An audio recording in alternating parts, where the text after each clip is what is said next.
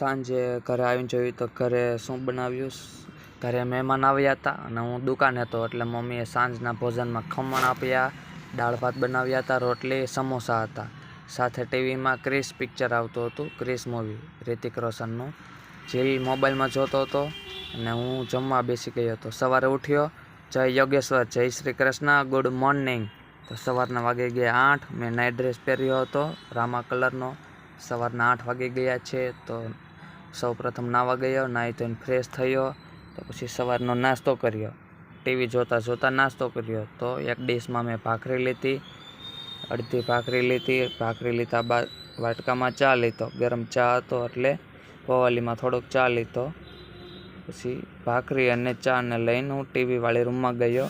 TV જોતાં જોતાં નાસ્તો કર્યો.